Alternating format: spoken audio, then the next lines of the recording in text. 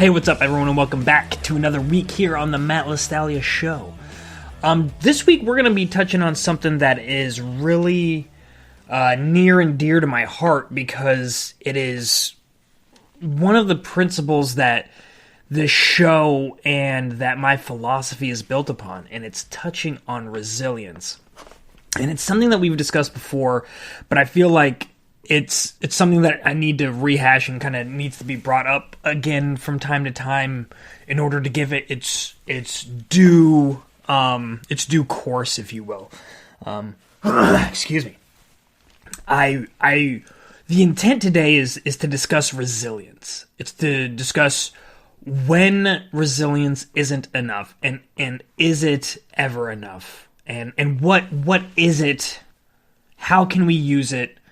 And where does it fit more so as a puzzle piece into our mental health and our well-being and our emotional wealth? So when we're thinking about resilience, I think analogies are really powerful tools, right? So think about resilience, you think about an analogy that's often given is one of the tennis ball. So you have a ball and you throw it against the wall, or it smacks against the ground. And if you actually slow down time and you go slow-mo and you look at the tennis ball as it makes impact with with the wall, then you'll see that the tennis ball actually changes its form. It changes its form and it flattens as it makes impact with the wall to a certain degree, and then it bounces off of the wall. It moves away from the wall with energy and retakes its form.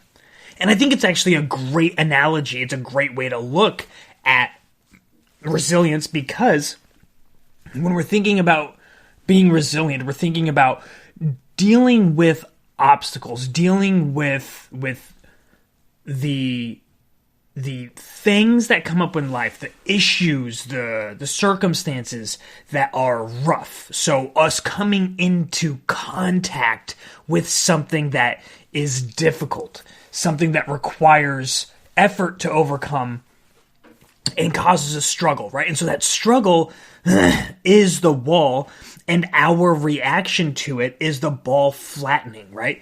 And so the question is how do you flatten? How do you morph yourself? How do you shift and reposition yourself in conjunction with that obstacle?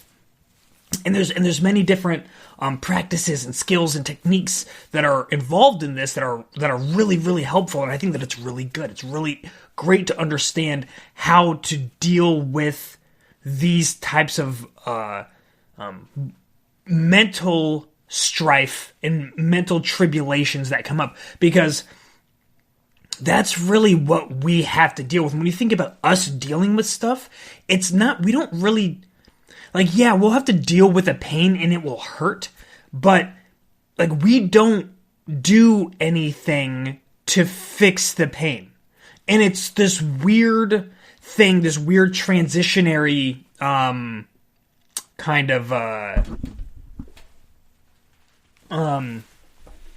it's this weird transitionary kind of property where we're transferring our process as it relates to healing ourselves physically to how we address our mental or emotional injuries, if you will. And because we don't have to do anything, right? Our bodies are doing the healing when we are hurt, right? We do things to encourage our body to heal, right? We want to do things so that things don't get in the way of the healing process. So if you say you're this evening you're prepping dinner and you're cutting an onion, and your knife is a little bit dull and it slips off the skin of the onion and it slides into your finger, right? You don't do anything to heal yourself. You don't take any positive action to actually heal that wound. Your body, like on a cellular level, on a subconscious level, on an autonomous, non-mental required level, is healing itself, right? But that does not happen with us on an emotional level. So now we are required, and this is actually a crazy story. So it is required of us to ensure that our body has the most unimpeded path towards the healing process. So how do we manage this? So, I mean, when you think about what do you do when you get cut? Well, you have to stop the bleeding. How do you stop the bleeding? You have to put pressure on it, right? In order to put pressure on it, you can use your hand, and then you want to make sure that it gets cleaned out. You want to make sure none of the gunk, none of the stuff is in there. You want to make sure it doesn't get infected. Again, you're not healing this wound. You're making sure nothing stops or impedes that healing process, like infections. You want to make sure that you're alive, so you don't want to bleed out. Not like bleed out from a cut on your finger, but you get the point. And so you want to make sure that you wash it out really good, and then you want to make sure you actually get all the soap out, and then you want to make sure that you apply enough pressure and you put the bandage over in a way that kind of seals it up. And then you have to make sure to take it off, occasionally, clean it off, let it air out, wrap it up again, and continue this process as your body does the healing. Now, you can't really do that. And think about the last thing that you really struggled with emotion on an emotional level. Think about like a breakup that you might have had, or if you might have just gotten fired, or maybe consternation as it surrounds COVID-19 and the families and the struggles. And maybe you even lost a loved one, and that's awful. And my truest condolences. Maybe you're just struggling trying to find the balance at home, with kids going to school and trying to manage a job and daycares being open or not open and this, that, and the other. So there's not, your mind does not resolve your mental issues, your concerns, your stresses, your anxiety. Your mind does not heal these things on its own, right? Like it's not, you don't have neurons in your brain that are working together to create pathways to healing inside of your brain that make you feel better, right? That doesn't happen. What they actually do is they find the most effective way of connecting, and so that way you're preserving energy, because the work that your brain does, it's so intensive, it's so caloric demanding in its process that your body intrinsically knows that you have to preserve as much as you can. You have to automate as much of the processing that you can, which is why you'll see things like, if you think about driving, if you have a long drive into work, why you'll get to work sometimes and when you get there, you're like, oh man, I drove to work, right? Like I was actually there in the car and I drove. Like I don't even really remember the drive. It's because it's that what we call is like you're on autopilot, right? And your brain is just kind of like,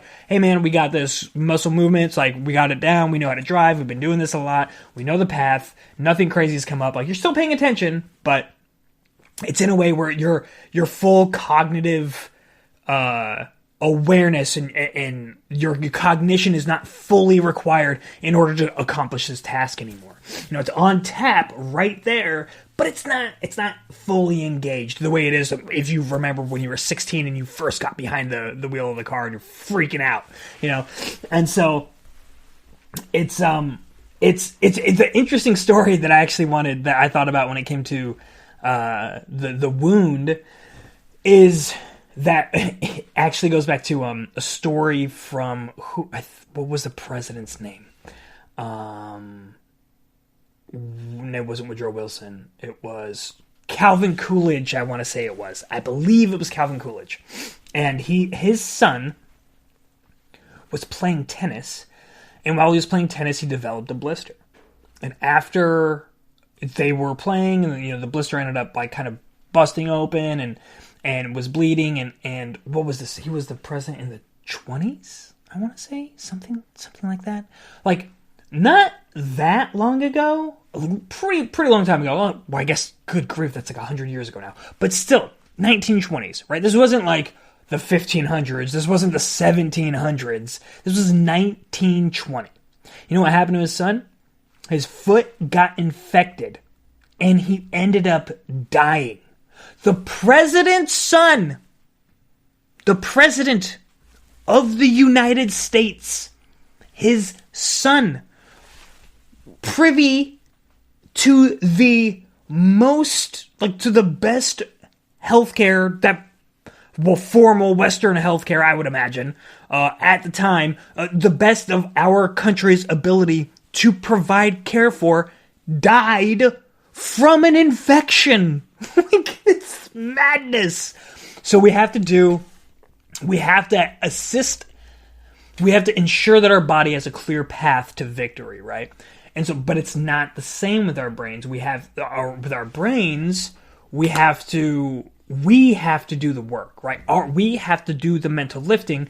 And the thing is, like I was saying, you know, your brain is, you've wired your brain in a certain way because that's the way that it works most efficiently for you. So the way that you respond to the things that are happening in the world and the things that are happening around you, you continue to respond in a similar way because you have found a way that your responses end up creating an environment that is acceptable to you.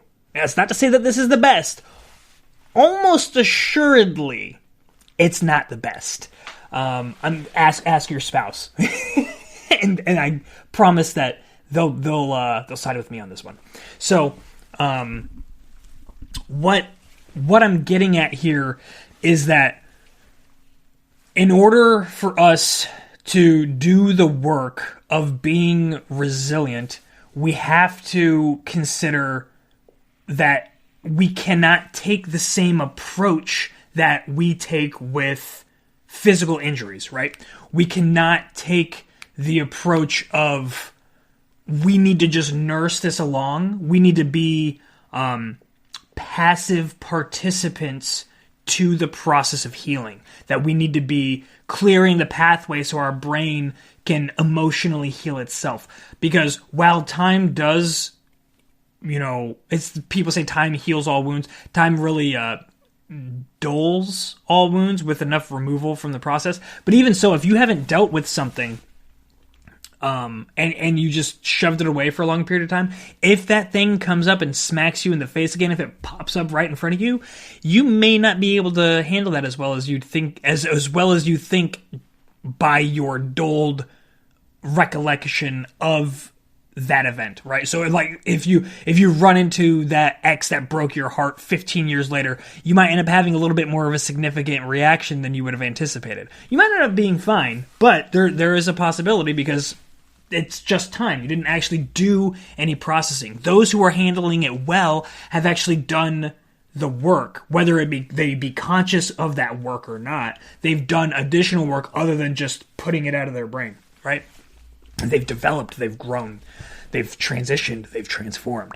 And that kind of gets to the next point that I wanted to make. And it's so just to recap that first part, in order for us to deal with emotional strife and to deal with mental tribulations, which really is what happens when our interactions with people, right? And our interactions with ourselves, with our expectations, when expectations aren't met or kept, with ourselves or with others or from others, you know, and just the way that we interact, when those things go awry, you know, we can't just allow our brain, our bodies to try to heal it. It doesn't work that way. We have to take an active role. Resilience, the idea behind resilience is providing you tools and techniques and kind of procedures, if you will, to get from that space where you're the tennis ball that is you is flattened against the wall. It's the process of getting that flattened portion back to that spherical state, right? That's going to be a word now, spherical. And so that is the whole point behind resilience. We want to get you back, right? We don't want to be the egg. We don't want to be the egg that's thrown against the wall and then you crack and your guts spill out and then you're just a hot mess that's ruined forever, because no one wants to cook an egg that is all over the floor. So the point being that you got to do the work, and there are ways to do that that's easier by people that have gone through this and people that have tested these things and worked with people and developed these strategies, right? And this isn't an episode where I want to get into any of those strategies specifically. This is a little bit more abstract. This is a little bit higher level thinking on this one, just because I when I'm thinking about resilience and I'm thinking about its role in our life, and especially now, like this is unbelievably relevant for us, for those of us that exist in this day and age, right? When we are existing in a world that we've never seen and we've never really been told about, as far as trying to live in a pandemic. And no one's ever lived in a world like the one that we're in, the one that's so unbelievably connected virtually and through technology in this way, while going through a pandemic where it's hitting all across the world and all of us are being impacted in such a significant way. It's a particularly good time to look at our mental toolbox, right? To look at what we have and to figure out what we're going to do. And because a lot of people, I remember I was talking to this business owner and this was a while back now. Probably had to be in the summertime. And I remember I was like, hey man, like, how are you guys adjusting to the new normal? As I was in his shop, and it was probably July, and he was like, oh no, absolutely. I said, I will not accept that kind of speak inside of my facility. We are not accepting this new normal. We're going to get through this and we're going to get back to the way that we were. And that is some kingpin resilience, son. Like, that is get on my level. I am not accepting this. We are going to get back to our normal, because I know that we can. I know that we're strong enough. I know that we have the will, we have the capability, and I believe with all of my being, I know that we can get back there. I do not accept this new normal of which you speak. And I was like, all right, man, that's cool. Hey, I like it. I like where your head's at. Let's get me fitted for some shoes. and we did. I got some great pair of shoes. And the interesting part about it is, while resilience is an amazing idea, and it's an amazing kind of philosophy in and of itself, to be resilient, to be able to bounce back from strife and from the crap that life throws at you, getting punched in the face, falling down into the mud with, just covered in muck, and getting back up and wiping it off your face and saying, bring it on, buddy. Bring it on. I got you all day, 7 days a week. I will always get back up. Now that's cool, man. That's cool. The problem is that this doesn't account for the fact that there's just another punch waiting for you right when you get back up. Right? So you just get punched and you get knocked back down. And then you get back up and you get punched again by that same fist in that same spot. And you get back up and you get punched again right in the face. And you get back up. And like, doesn't this sound resilient? Doesn't this sound like an amazing cycle that we all want to be a part of? No, right? Like, that's not desirable. There's something about returning back to our previous state of being, of returning. Now, when you picture the tennis ball, it's a really beautiful analogy, because a tennis ball is a tennis ball, right? A tennis ball is not going to be used for anything other than like a tennis ball, or a ball to play with, a ball that you throw to your dog. If anything, as it progresses through time, its usefulness or its purpose gets defined to lower levels of its performance. So maybe it starts as a tennis ball that gets hit by Roger Federer in Wimbledon, right? Boom, biggest tennis ball, best tennis ball ever. and then some kid takes it home with him and he's holding on to it, and it's this amazing memorabilia, and it sits on a little case over there. And so it's no longer being used. It's as a point of memorabilia. It's a point of memory and awesomeness. And then he hands it down to his son, and his son is like, well, I got a coke addiction, so I'm going to go sell this for as much money as I can get it for. Whatever. The ball gets redistributed to somebody that cares less about it. But now it's an old ball. It doesn't have the same bounce that it used to have. And now it gets used to throw around with the dog outside. And dog chews it up and all that, and then eventually, it's not in great shape, and then maybe we cut it open, we throw it on the bottom of grandma's little walker, And so, just progressively, this is going to go down, and you can relate this to us. Over time, our bodies are going to break down. Eventually, we're going to die. But I like to view this as this analogy doesn't work quite well for us, because the tennis ball's peak performance, right, is getting hit and then making contact with the wall, bending, flattening, and then coming back to its ball shape. Now, I think that we have the ability to actually be better than this. We are more than a tennis ball. And obviously, big revelation. So what I'm getting at is, if we strive to get back to where we were, we're never going to look to see where we're going. We're never going to look ahead at the road that lays before us. We're always going to be looking backwards. We're always going to be searching behind us to see where we were at, and constantly trying to strive and work to achieve something that's already happened. I was good enough to stand up and get punched in the face and then fall down. Do I want to be good enough to stand back up and get punched back in the face? Yeah, I want to be good enough to get back up, but I want to be good enough to get up with my eyes on the road and to dip and dive and dodge and duck. If you could dodge a wrench, you could dodge a ball, right? Come on, guys, dodgeball. So the point that I'm getting at here is resilience can be very historically based. It can be very, very non-forward looking, non-forward leaning.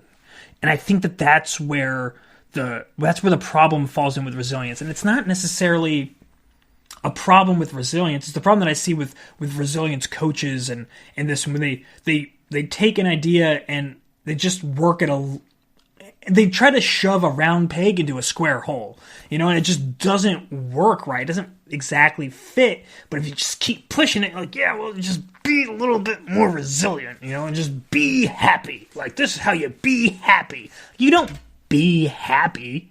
Happiness isn't an end state that you achieve. You can happy.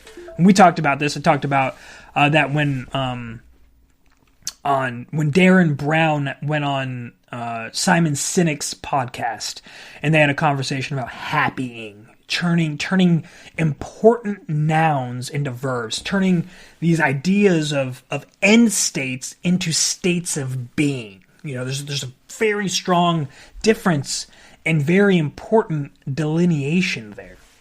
And so I think it's really critical for us to think about resilience in this frame of mind, because resilience is a fantastic puzzle piece. As a matter of fact, it might even be an edge piece.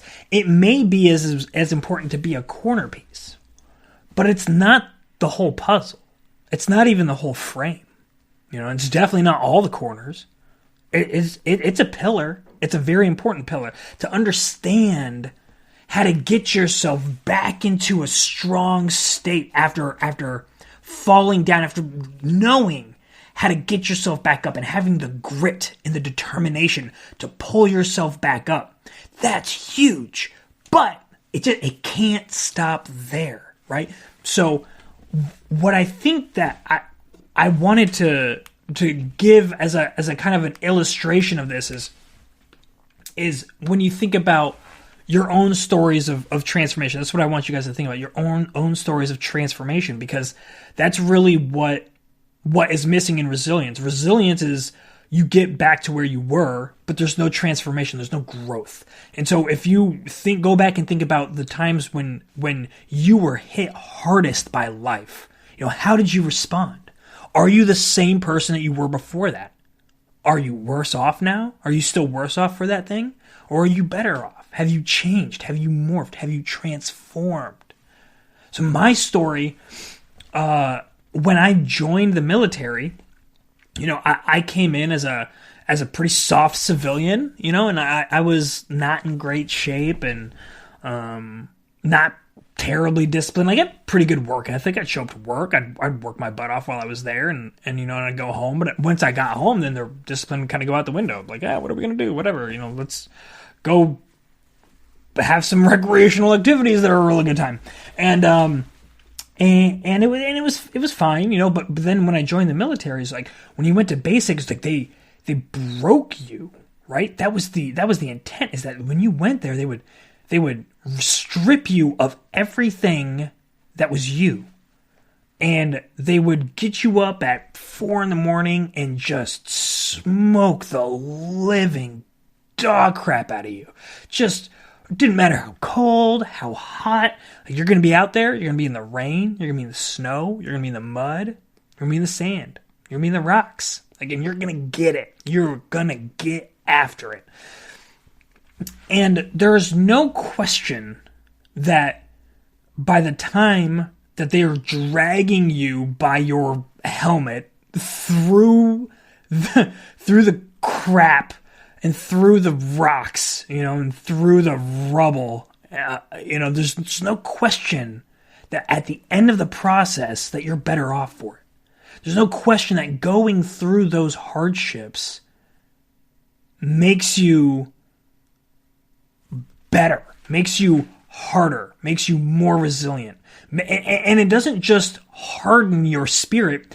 If you do it right, which is the reason that they set it up the way they do, you don't go through it as an individual. You enter as an individual, and then they break you. And then it is required for you to team up together in order to accomplish victory, in order to make it to the end. And so when you get to the end, you have a joint brotherhood with people. You have this camaraderie that didn't exist before because you went through hell and you were there. And like, he went through it too, and she went through it too, and y'all went through it together, and it was something else, and you come out the other side, and you're stronger, and you're more confident, and you're like, I didn't know that I could make it through something like that, and I did. Day after day after day, I made it through. And when I left, when I got done out of basic, and I went to go to advanced individual training, I wasn't resilient. I didn't resile. I didn't get back to where I was before. I was better.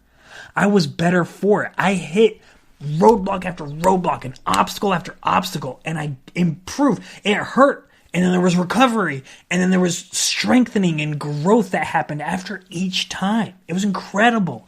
And that's the way that it works when it's done right.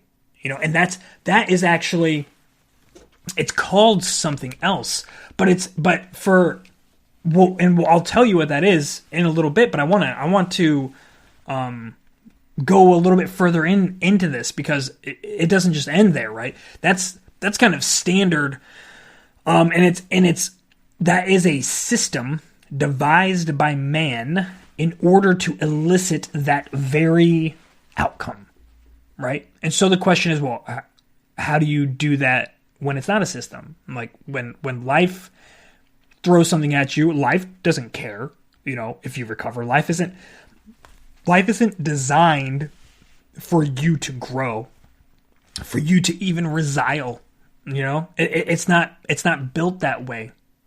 So I ran into that, and it had been a good long while, probably 4 years of serving, and when I had one fateful day, I was in 108th advanced,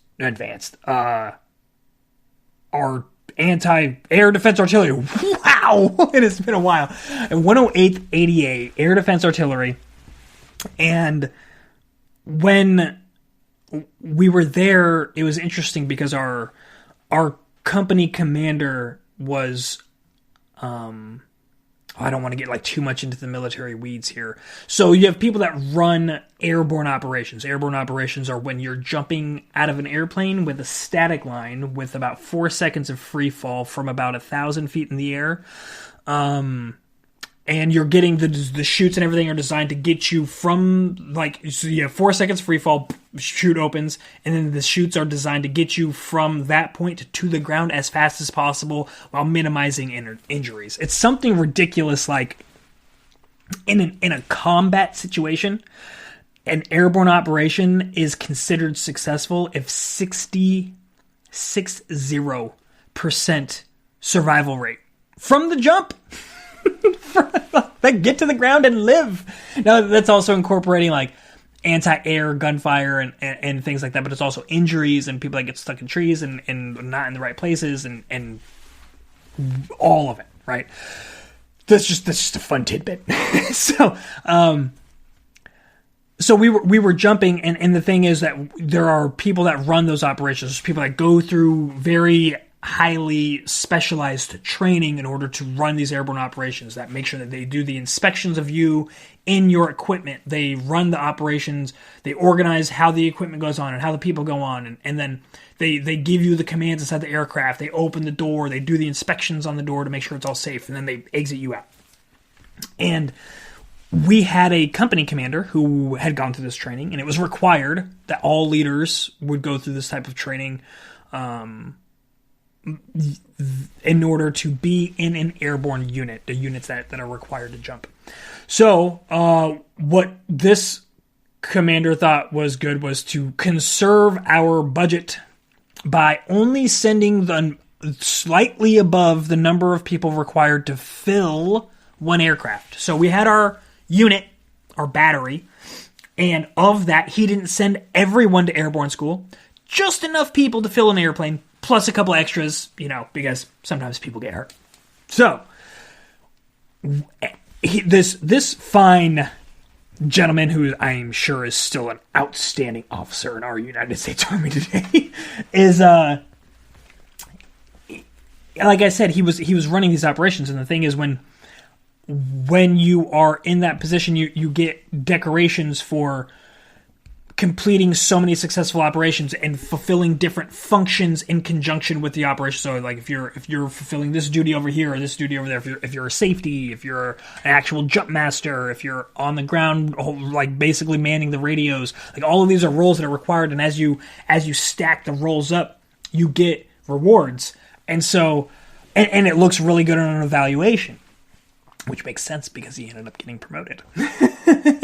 And he was what we called a wreath chaser, because as you progress above your wings that you get when you graduate basic jump school and you are officially a paratrooper, once you go to jump master school and you complete a certain amount of duties, then you get a star, and once you complete a bunch more, then you get a wreath around the star. And so we called him a wreath chaser because he was getting us, our small band of jumping brothers, on every single jump that you can imagine. Like, typically what you see in a military unit is people are fighting to get on a jump, because when you're jumping, you actually get a little bit more money. Like, it's like $100 more a month for hazardous duty pay.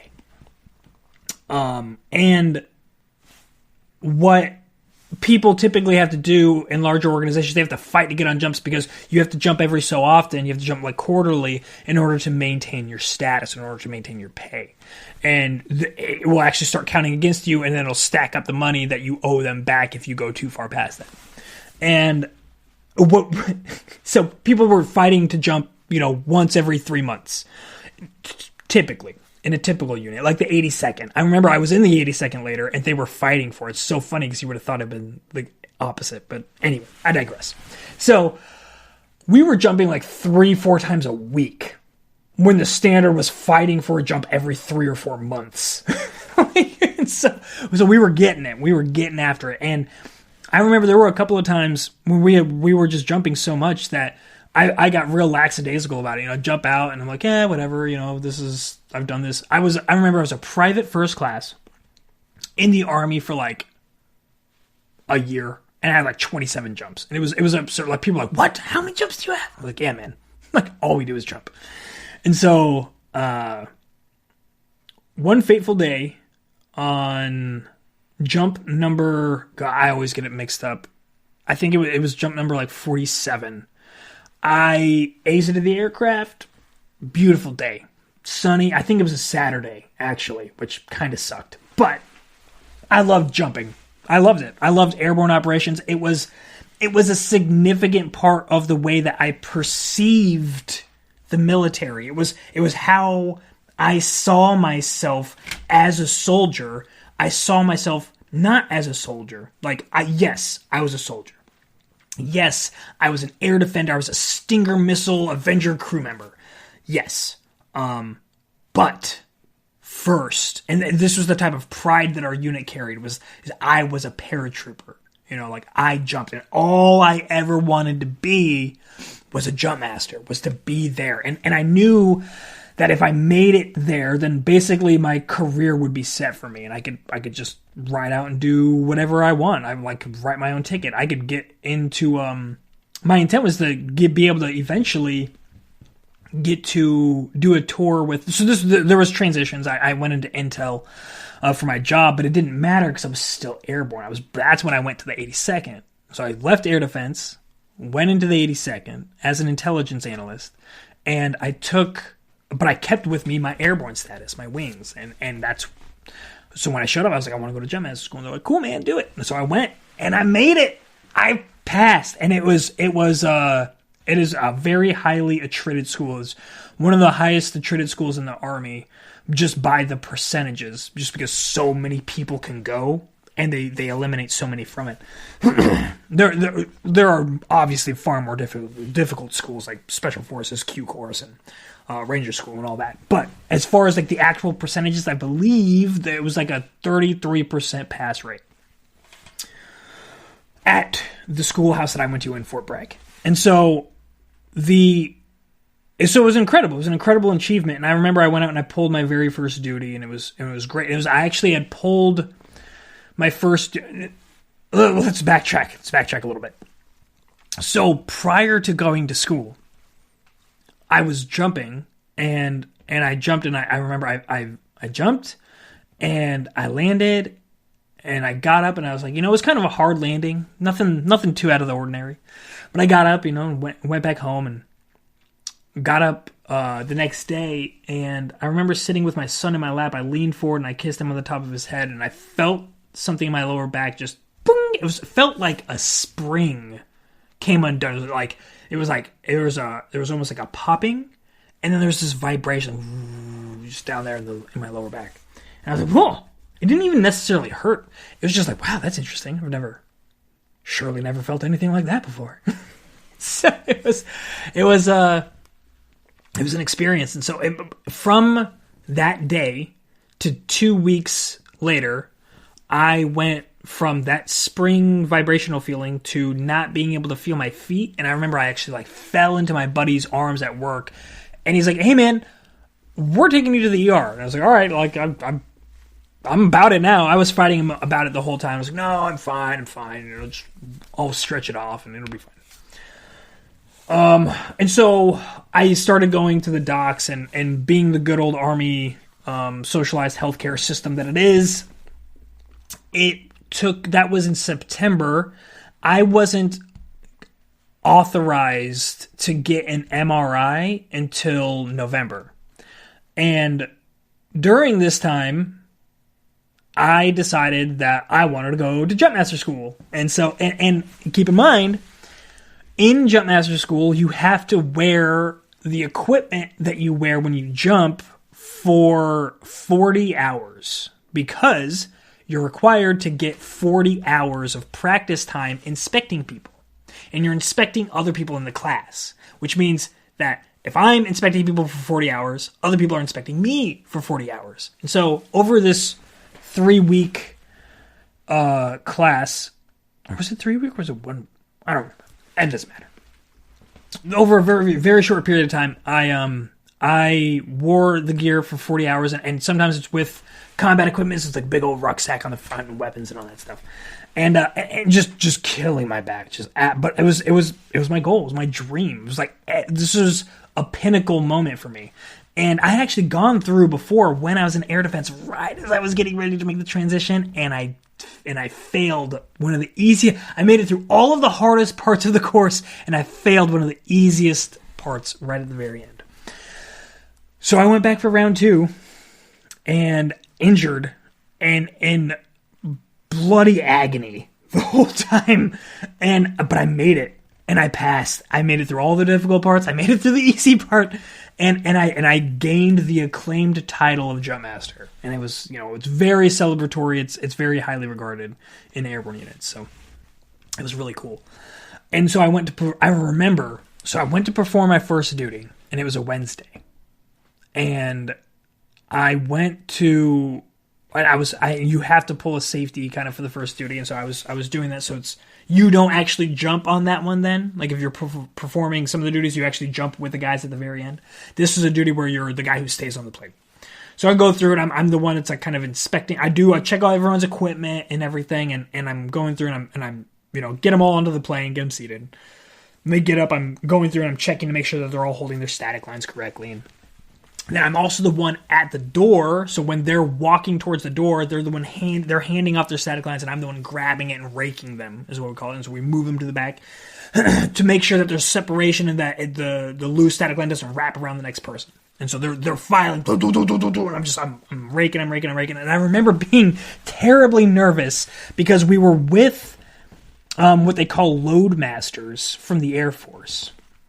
And the load masters are working in tandem with the jump masters from the Army, me, and the safety. And they were just finishing being certified to perform their loadmaster duty. So this is my first duty as a safety, as an official real safety on a real live aircraft in a real live airborne operation. And this is their final mission of being certified. Like if this goes right, then they'll get certified and they'll actually be loadies, load masters.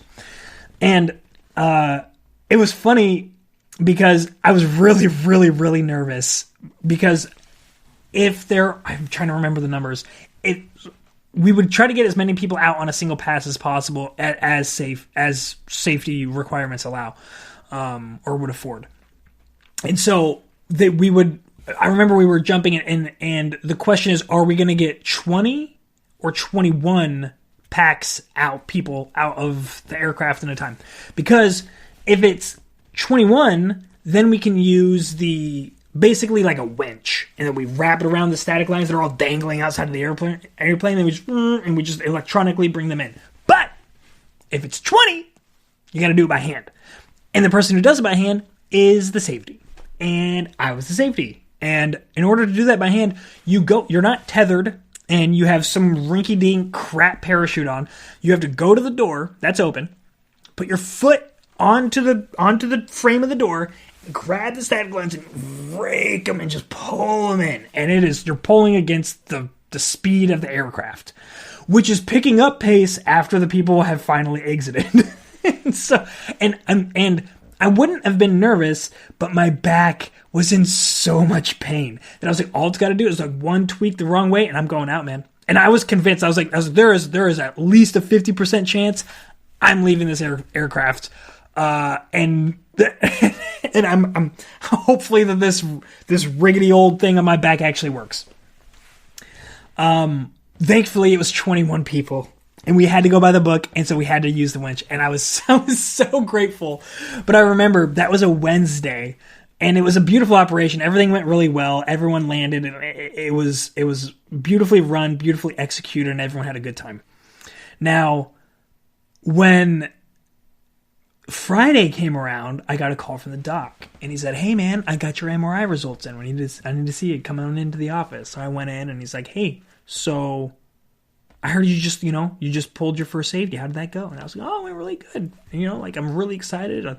All I need, I had all my jumps, had everything lined up to get the next award or decoration. All I need is one more of those where I don't have to jump, and then a nighttime operation as the assistant jump master where I actually do jump." And he looked at me and he was like smiling and nodding. He's like, yeah. You're never jumping again. I was like, what? No, Doc. So check it out, man. Here's the thing. I need to jump because I need to get my star.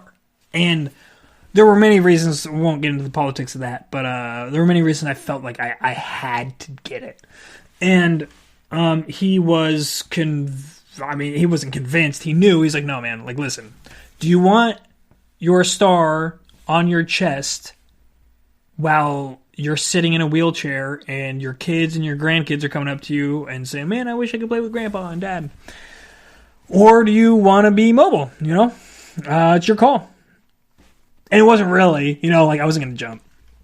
And it was a really big and really tough moment for me because, like I said, that was my reality. That was everything that I knew. That was my life. And I didn't know, especially as I had transitioned, like I was really good at my job when I was in air defense, and I was really not good at my job as an analyst. It was really easy to perfect the skills in air defense because it's like, this is your job. You have to be able to identify aircraft. You have to be able to dig a hole and camouflage your vehicle really well. You have to be able to maintain your equipment, and you have to be able to employ your equipment, right? And like that's pretty much it, right? And I was really, really, really good at all of those things. Like I understood the equipment really well because it was all very hands-on, all very tactile, all very tangible things that you could like reach out and grab, except for the aircraft recognition because we're dealing with like old Soviet things. But it's just learning those and becoming familiar with what they look like, becoming familiar with what they look like while they're flying. And so just learning and studying, and it was very straightforward. It's like this is what it is. Cool. This is strategically as you move up. This is how you employ strategy using the systems. This is how you create overlaying fire, and this is how you cover gaps, and this is different defense and depth kind of techniques. All stuff that became very natural to me. But going into intelligence, it was very weird because it was so fluid, and depending on your role and the mission, it was like what you were doing was so different. So it was like by the time you got to an assignment and you were given your duties and you got really good at them, or you were trying to get good at them, you would leave and go somewhere else, and your job could be completely different than it was before. So you're like starting over from scratch. And I was already a transitionary soldier. I was a reclass. So I was trying to pick up the scraps from like starting as a leader, starting as a junior, like a sergeant, starting off in that role, not having the background of developing as a soldier through the ranks like I did in air defense. And so that being on top of losing my airborne status and losing that jump master status, I was lost in the sauce, man. I was just a leaf blowing around in the wind, not knowing what to do. And that was when I kind of went into a free fall, physically. Like I got into the worst shape of my life where I was at the point where I was going to be taped. I was getting taped, and I got to the my weight exceeded the amount allotted for like my height and my age. And then when they do that, they have to measure you. And so then my waist, my gut was getting nice and big. And so that was really awful for me physically. And I was also struggling in my relationship with my wife, and that was starting to really hit some rocky points. Very, very poor decision making on my part, and just not choosing what was right for us, but then finding hope in something different, right? The job that I ended up going to, I ended up doing really well at. And in the process of doing that, I learned new skills in a new way. And while learning that, I actually started being introduced to people and ideas that I hadn't really been open to before when it came to, and it's completely separate from the military. And ideas of self-ownership and entrepreneurship and like I said, self-ownership, like owning yourself and being kind of the master of your destiny and not letting the world decide for you. Because if you're not deciding your own path, then somebody else will. And so you better choose it and you better pursue it like it's nobody's business. And so that message really started to strike home to me. And it was actually from a podcaster whose name is Jason Stapleton, and he was the one that you can check out. His podcast is still running. It's changed the name. It's Wealth, Power, and Influence now. It's a great podcast. If you're interested in entrepreneurship and these types of things, this is very much up your alley, and I highly recommend it. But anyway, so I started this mental transformation, right? Like I knew there wasn't getting back to where I was. There was no getting back to my old job where I was really good at it. There was no getting back to being airborne. There's no getting back to being a jump master. Like my idea of reality, like that tennis ball was not available for me to get back to. No matter how resilient I could be, like my life had changed. So I had to, I was physically transformed in my capabilities, so I had to mentally transform to pursue my best life possible. And it ended up like turning my vision of what was possible, expanded a millionfold into stuff that I didn't even think that I could think about. I never even considered like really opening my own business, really. And in any way that and pursuing any actions or knowing anybody who actually did it. I went from not ever even thinking about owning my own business and not understanding how I would do it and not knowing anybody who's ever done it to launching a podcast where I did like 25 interviews with business owners, entrepreneurs, and artists, all about their tradecraft and their blueprints and like what they did and what they didn't do and how they failed and how they overcame it, kind of bringing in this idea of resilience and entrepreneurship together in one. And that's where my journey started in my own entrepreneurial ventures and endeavors.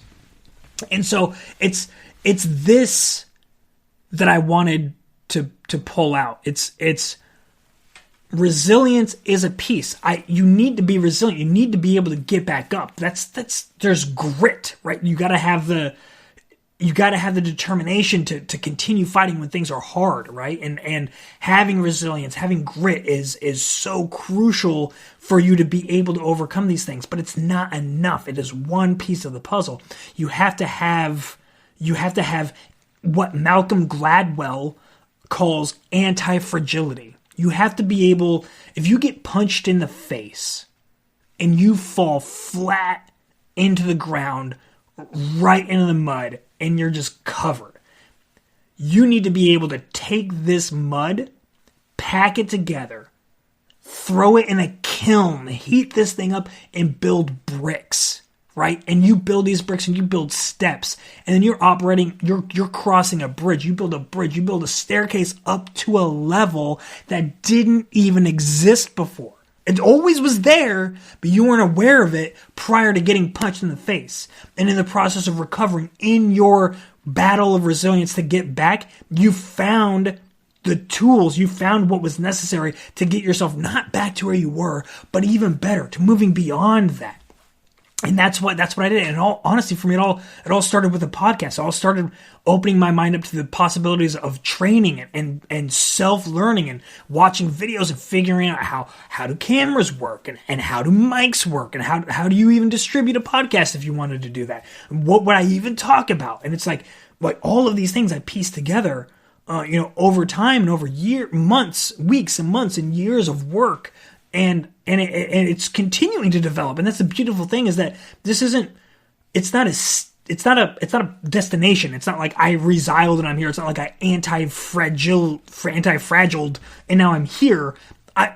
Because of the way that I view things now, I see it as a path that I'm on until death, right? Like, I will rest, I will stop this onslaught towards my dreams and knocking out my targets when I'm dead. Because there's no retirement.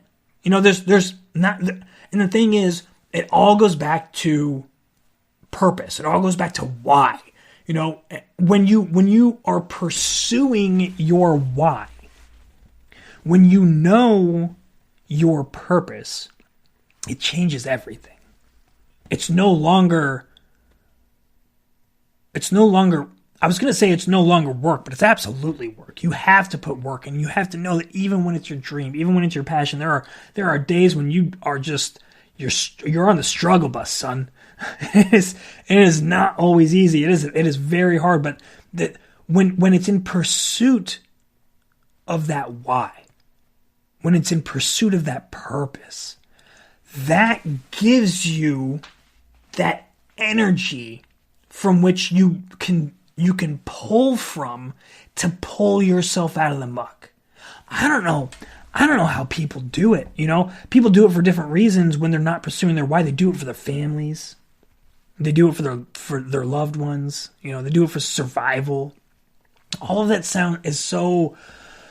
It's the family's good. It's good if that's your purpose. If that's why you're doing stuff, that's great. But why not? Why not align your caretaking of your family with your higher purpose? Right? Like your goal in life, like what moves you, isn't taking care of your family. Like that's a thing. That is a thing that you do for sure, absolutely, and it's a big, very important aspect of your reality. If that's the case, yes. But how do you do that? Do you do that by selling off your soul and by wage slavery, by time slavery, by selling your time to someone else, or you've defined who you are? And you are finding a way to give value and provide value back into the world, being who you are, honing skills and things that are fun for you. If you love carpentry and you love cutting wood and building things with your hands, like, do that. And I'm not saying you got to give up your job. I'm not saying to stop anything, but I'm saying to pursue the things that you're passionate about. And the beautiful thing in this day and age is that we have the technology, even now, even while we're in the face of a global pandemic, we still have the ability to share our skills and our lessons and our life with people in a way that they find valuable. So if you've been doing that, if you've developed your skills, then you can share that with other people.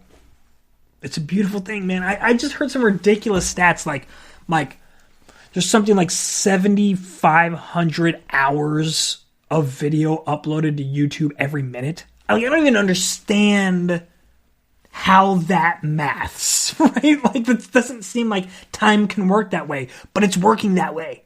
It's working that way, and people are doing it. There's so much there. There's so much value there, and there's so much that you can provide. There's so much in you that you can provide, and you can use that to help support your own growth and to support your family if that's what you desire. If that's what you desire.